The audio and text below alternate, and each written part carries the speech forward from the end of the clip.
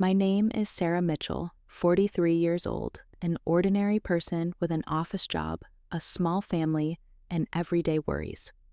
I never thought I would share this story, but what happened to me one March morning changed everything I ever understood about life, death, and our true purpose in this world. That was the day I died for 11 minutes and 8 seconds, but it was also the day I witnessed the truth about a future we are unaware of. That day began like any other. At 6:30 a.m., I stepped out of my house to head to a yoga studio. The cold air of Denver made me shiver, but I decided to walk because I loved the tranquility of early mornings. I remember turning a corner when everything blurred. A speeding car rushed toward me. I heard the crash, then darkness engulfed me. When my consciousness returned, the first thing I noticed wasn't sight or sound, but an all-encompassing presence.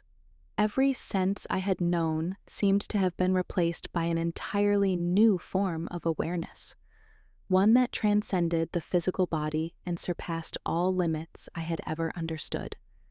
I had no eyes, yet I could see, not through vision as we know it, but as if I were a part of the light, and the light was a part of me. Everything appeared with a clarity I had never experienced before, as though the world was made of the purest forms of lines and colors. The light was not just emitted from some source, it breathed and sang. Waves of light shimmered around me like crystal clear streams, but they were not still. They moved gently, creating wordless melodies that resonated in my mind like ancient songs I couldn't express in words. Colors were more vibrant than anything I had ever seen on Earth. Each color was not just a shade, but carried an emotion. Yellow for warmth and hope, green for renewal, purple for profound love and mystery. I felt no heaviness, no pain, nor any limitations. Gravity, time, and space no longer mattered.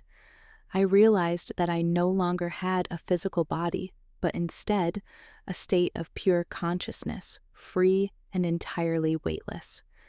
I had no ears, yet I could hear, sounds that did not vibrate through the air, but directly touched my mind. Music emanated from the light, from this very space itself, as if everything was communicating in a silent, yet utterly comprehensible language. Every boundary of the mind I had once known was shattered. Questions I had left unanswered in daily life suddenly became clear. There was no need to seek understanding. Everything was known instantly, as though knowledge was an intrinsic part of this realm. The light wasn't merely a landscape, it was alive, like a sentient being. It embraced me, not in an imposing way, but with a gentle and loving hug. Each ray of light seemed to whisper to me, "You are not alone. You have always belonged here." There was no sense of loneliness or fear because I felt connected to everything. This space of light was not separate from me. I was part of it, and it was part of me. I felt as if my intellect and soul expanded beyond anything my physical body had ever allowed. Every question I had ever pondered about the meaning of love, pain, or existence was answered not in words, but through profound understanding, as though I could sense the flow of truth. Here, every action, every choice, every moment of my life unfolded clearly before me, like pieces of a vast puzzle. There was no judgment, only truth and love. I realized that nothing here was static. This space of light seemed to live, breathe, and move in perfect harmony. Every part of the light seemed to tell a story of creation, love, and the fragments of the universe coming together in a perfect whole. As I remained in this space of light, I began to notice that every soul on earth appeared as a light, each glowing differently, some bright, others dim, some steady, others flickering. I sensed that the light of each soul wasn't random, but directly reflected how they had lived, loved, and treated others. I saw an elderly woman whose light dimmed, like a candle about to go out. I instantly understood that her life had been filled with regret and selfish choices. Each time she had rejected love or chosen hatred, her light had faded. But as I looked closer, I saw light coming from others, her grandchildren, the people she had cared for, even imperfectly, still shining on her as if trying to help her glow once more. Nearby, I saw the light of a child, so radiant it overwhelmed me. Though their life was brief, their innocence, love, and kindness had impacted everyone around them, like a beacon guiding through a dark sea. I was led to a place resembling a massive forest, with an enormous tree towering at its center. This tree was no ordinary one. Every branch, every leaf was made of light. I realized this tree represented the life of all humanity. Its roots reached deep into a constantly flowing stream of light, and I understood that this stream was the source of all life. Each time a soul performed an act of love, a leaf on the tree lit up, making the whole tree more radiant. But each time people chose hatred, a leaf fell, leaving a small gap in the canopy. Another image appeared, a long river, clear as a mirror. I realized this river wasn't made of water, but a form of reflective light.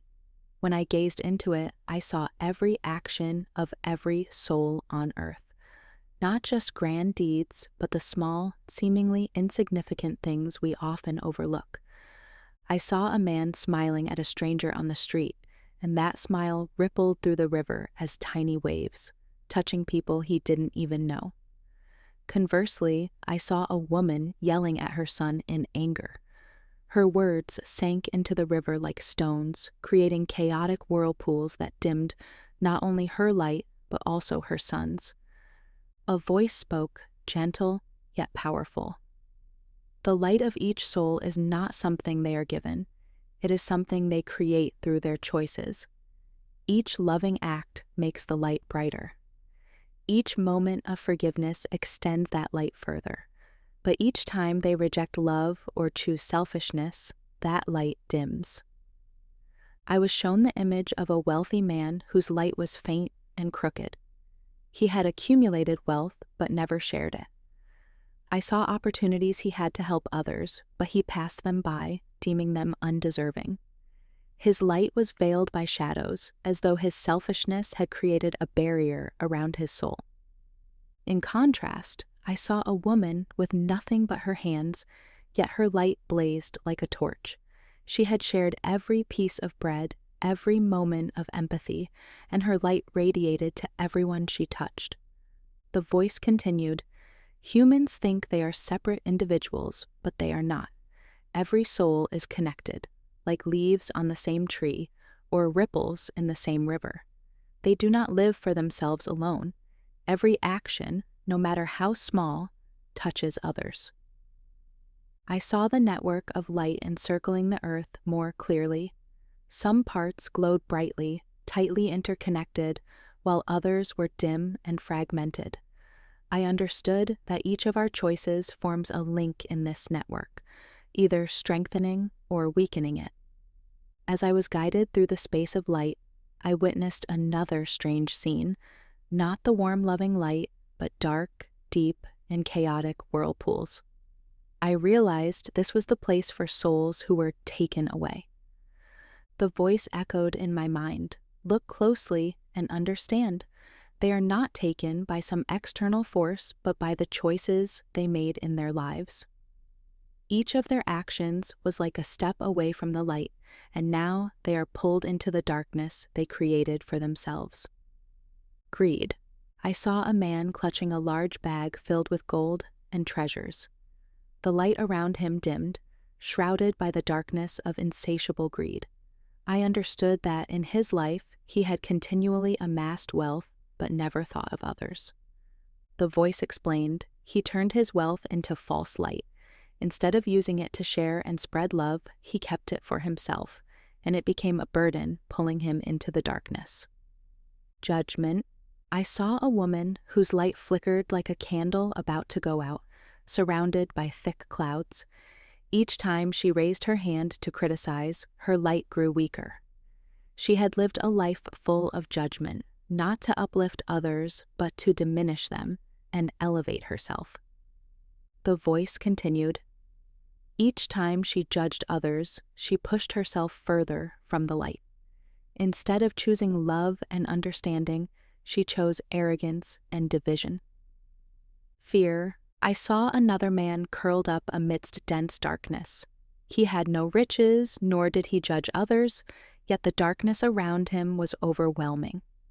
Looking closer, I realized it was fear. The voice explained, fear does not come from the light, but from the rejection of it. He lived a life of fear, rejecting every opportunity to love or trust. He built walls around himself, and those walls became the darkness. These souls were not judged by any external power. There was no punishment, only the natural consequences of their choices. I saw clearly that each time they chose selfishness over love, judgment over compassion, fear over trust, they had stepped further from the light. The final image before me was of these souls being taken away, slowly sinking into the dark whirlpools. They did not scream or struggle. They simply drifted quietly, as though they had accepted their fate. A mother consumed by work. I saw a woman whose light dimmed year after year. She wasn't a bad person, but had allowed work and personal ambition to consume her, neglecting her family. Each time she refused her son's request to play, her light dimmed slightly. Eventually, her light disappeared entirely, leaving an empty void. A man who judged others. I saw a man who took great pride in his religious faith, yet instead of spreading light, he used his faith to judge and criticize others. They are not good enough, he would say, and each time he did, his light was suffocated by the shadow he created. A woman trapped in fear. I saw a woman who consistently rejected offers of love. She feared being hurt, betrayed, and change. She built walls around her heart, and those walls became the darkness enveloping her, separating her from the light. The voice spoke one last time. Tell them that the taking away is not a sudden event, but the result of the choices they made in life. They are not punished, they simply reap what they have sown. But there is still time. Each loving choice, each moment of forgiveness, each act of kindness can bring them back to the light. As I gazed at Earth from the space of light, I saw the current world. It was a picture of chaos, scarred by wounds inflicted by humanity itself. I saw polluted rivers, dark and lifeless, devoid of any vitality. I saw forests where millions of trees had been felled, leaving barren and desolate lands. Cities were crowded and suffocating, with buildings blocking the sky and smoke dimming the sunlight. I saw humanity, souls burdened, hurriedly racing against time. Many bowed their heads, their light dimmed by the weight of greed, selfishness, and fear. This was a world I had lived in and loved, but now it appeared in all its frailty and pain. Suddenly, a great transformation unfolded before my eyes. From the center of the earth, a light burst forth, spreading in every direction. The voice echoed in my mind, "Look and understand. This is the future. A new world will be renewed, not from the outside, but from within." Light began to flow into the rivers. Polluted waters turned crystal clear, shimmering like glass, reflecting a brilliant blue sky. The rivers not only came alive, but also sang soft melodies, celebrating life. Forests regenerated before my eyes. Tree stumps grew back into tall, majestic trees, stronger and more vibrant than ever. Leaves weren't just green, they glowed, as though each carried a spark of divine light. I saw birds return, soaring through the air, joining the symphony of light and life. The seas no longer roared, but lay calm, like a mirror, reflecting towering mountains around them. Gentle waves sparkled under the light, as if illuminated from within. Mountains seemed to breathe with the universe. I could feel their gentle, slow, yet vibrant movement, as though the entire earth had become a living entity, harmonizing with the light. I saw people in this new world. There were no longer sorrowful faces, no hurried steps. Instead, they walked surrounded by radiant light, with each step leaving a mark of life. Every action they performed, from planting a seed to speaking a word of love, became a part of the renewal. Every soul, every community contributed to the grand picture of this new world, a picture with no hidden corners or darkness. I saw children playing in glowing fields of grass. Every blade of grass shone as though it sang in celebration of their steps. I saw adults creating together, building cities that no longer divided but harmonized with nature. The old world appeared in my memory like a sorrowful dream, a place where humanity lived in conflict and fear, where nature suffered under greed and apathy. The new world, in contrast, was a vibrant, perfect masterpiece, where there were no boundaries between people and nature, between humans and divine light. The honking horns of the old cities were replaced by the whisper of wind through fields. The black smoke disappeared, revealing an endless blue sky. No longer were there high walls separating people. Instead, bridges of light connected them. The voice spoke again, gentle yet commanding. Tell them this world will not be destroyed, but will be renewed. But this renewal will not come from miracles. It will come from their choices. Every act of love, every moment of forgiveness, every seed of hope they plant will form the foundation of the new world. I realized that we do not need to wait for miracles from the outside because the miracle is being created through our every action. The new world is not a distant dream. It has already begun to take shape from the seeds we sow today. Can you see the river within your own soul? Can you see the light in every small action you take? Imagine that every kind word, every loving gesture, every right choice is building a brick in this new world. Do not wait for others to bring change. Be the light the world needs, and you will see this renewal unfold before your very eyes, little by little. The new world is not just the future. It begins with you, right now. I opened my eyes to the white light of the hospital. Strange sounds surrounded me. The beeping of monitors, the whispered conversations of nurses, and the hurried footsteps of those passing by. The sensation of being back in my body was not comforting. It was heavy, painful, and full of limitations, as though I had been pulled from an infinite world into a cramped, suffocating space. The worried faces of my family and doctors came into view. "You were dead for 11 minutes, one doctor said, but the only thing I could say was, I have to tell them. They need to know the truth. When I first shared my story, I thought people would listen. Who wouldn't want to hear about the wonders of the afterlife? But the reality wasn't as easy as I had imagined. Friends looked at me with puzzled expressions. Some smiled faintly, as if I were recounting a work of fiction. Others were concerned. "Sarah, maybe you were just dreaming. You went through a terrible accident. Your brain might have created hallucinations." My family found it even harder to cope. "Mom," my son said, "you're scaring me. You need to rest." But how could I rest when I knew the truth? How could I stay silent when that voice still echoed in my mind? Tell them, do not be afraid. I began having dreams, not ordinary ones, but vivid revelations, as if I were still in the space of light. I saw Earth, and the light continued to envelop it little by little. But I also saw shadows spreading, the souls being taken away, those who distanced themselves from the light through selfishness, judgment, and fear. In the dreams, the voice spoke to me. "You are not the only one who has seen this, but you have been chosen to tell the story. Your fear is only a small part of a much greater plan. Do not let it stop you." Each morning, I woke with the feeling that the light was still present, as if it lingered as a reminder. but the skeptical gazes of others made me question, will they truly understand? Am I doing the right thing? There were times I wanted to give up.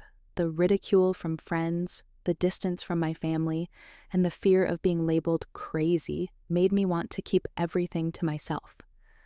I thought, maybe it's better to keep this a secret. Who will believe me? And if no one believes, why should I try? But then I remembered the image of the river of light in my dream, a place where every act of love, every kind word created ripples that changed the world.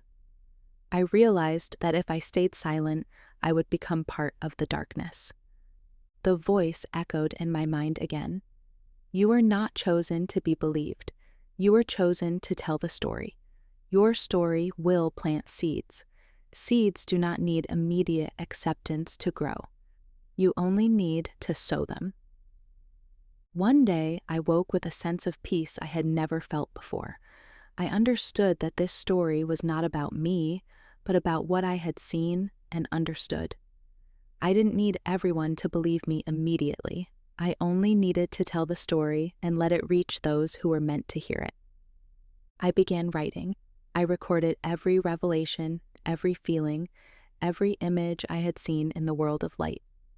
I joined discussion groups and shared my story, despite the criticism and doubts. One time, after sharing my story at a small gathering, a woman approached me afterward. She said, I thought my life no longer had meaning, but your story made me want to try again. I want to love more. I want to forgive. In that moment, I realized that every doubt, every ridicule I had faced was worth it, just to make a difference to one person. The voice spoke once more, this time not in a dream, but from deep within my heart. You have started planting the seeds. Keep going. When you hear this story, I do not expect you to believe it immediately. I do not tell this story to scare you or to change your faith. I tell it to plant a question in your heart, a question that I believe will lead you to the light. Ask yourself, what seed did you plant today? Was it love or resentment, forgiveness or judgment? Every action you take, no matter how small, no matter how insignificant it may seem, is a seed planted in this world. The words you speak, the decisions you make, and how you treat those around you, all of it shapes the future world. Are you ready to be part of this renewal? Are you willing to live as a light in the darkness, even if it's just a small spark? I want you to imagine a great tree. Its roots are deep in the soil of light, a place containing all the love, truth, and kindness we have ever planted. Each seed of goodness, each word of hope, and each act of love becomes a leaf, a branch, helping the tree grow taller toward the light. But also on this tree, there are withered branches, places where selfishness, judgment, and fear have blocked the flow of life. Look at this great tree as a symbol of the new world. One day, we will all look up and see clearly what we have sown throughout our lives. That tree will tell our story of love, forgiveness, or of missed opportunities. Pause for a moment. Look at your life and ask yourself, which branches are you nurturing? What seeds are you planting for tomorrow? The new world I saw is not a distant dream, but the result of the choices we each make right now. You don't need to do something grand. Just a smile for a stranger, an apology to someone you've hurt, or a moment spent helping someone in need. These small acts create light, the light this world desperately needs. And when you choose light, you don't just change the world around you, you change yourself. You become part of the great tree, a radiant branch reaching toward the sky, telling a story of renewal and love. Imagine a day when you look back and see the river of light reflecting every action you've taken. You see the great tree towering high, and every leaf is evidence of the life you've created. Don't wait for miracles from the outside. You are the miracle. Begin today, plant seeds of love and truth. Make that great tree more radiant, and together we will renew the world. You don't have to be perfect to start. All it takes is a small intention, a sincere act, and the light will spread. Be part of this renewal. Today, plant a seed of love, a kind word, an act of forgiveness. You don't need to be perfect to begin. Be the light the world needs.